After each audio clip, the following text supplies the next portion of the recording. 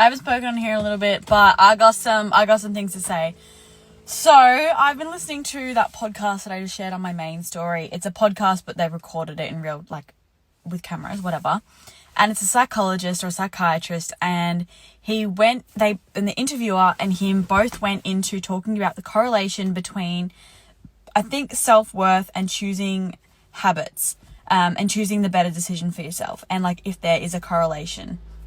And they mentioned that there was, and it set off some light bulbs in me about myself and the past, honestly, year, 6 months, whatever, of my growth and the decisions I make for myself and the things that I do for myself that just didn't really exist when my self-worth was a lot lower, because my self-worth was non-existent once upon a time, and now I'm my priority. I am who I care about, you know?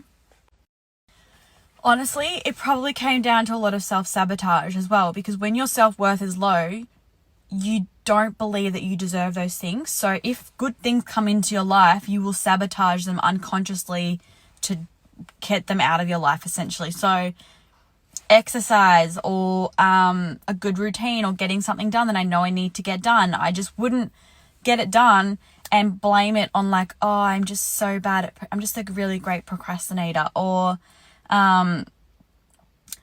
choosing food options where if you know the benefits of the good food for you and you have high self-worth that you don't want to eat the food, you won't eat the food. Whereas if you're like, self-worth is low, like, oh, I don't care about my body, like whatever. Like I swung so far that way once where I was just eating like shit, didn't really exercise, like, oh, whatever goes, I don't mind. And it's not.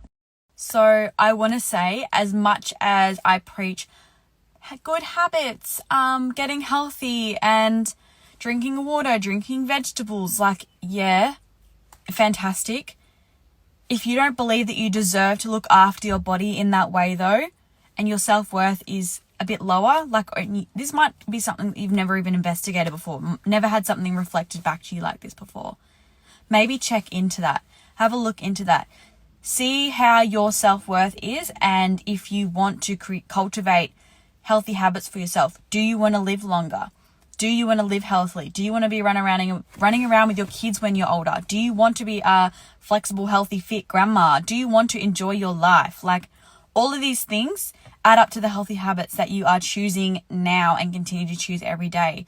Whereas I respect myself and my body, and obviously I have off days and off meals, whatever, but like I respect myself so much that, and like all my life I knew I was a people pleaser. I knew I was a like watered down version of myself for so long, but it wasn't reflected back to me that my self-worth was so low until I went and saw a psychologist. And I'm not preaching going to see a therapist because it's expensive.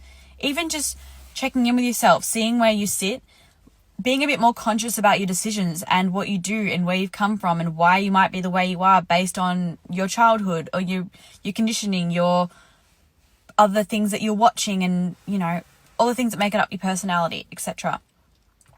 But now that I recognize that I had an awful voice in the back of my head, bullying me, shaming me, whatever, now that that's like gone and I've tamed the inner mean girl, my decisions for myself are just automatically better for myself because I want better for myself, because I respect myself. And I want you to get to a point where that is your reality too. So maybe don't start with the healthy vegetables and the exercise. I truly believe that, yeah, in the past year, any decisions I've made to better myself has come from increasing my self-worth and being kinder to myself, being nicer to myself, not being such a fucking bully. And there's a difference between self-bullying and like self-discipline, but self-discipline is out of love. Like, okay, get up, we're going to do the thing because we love ourselves and we've got to get the thing done.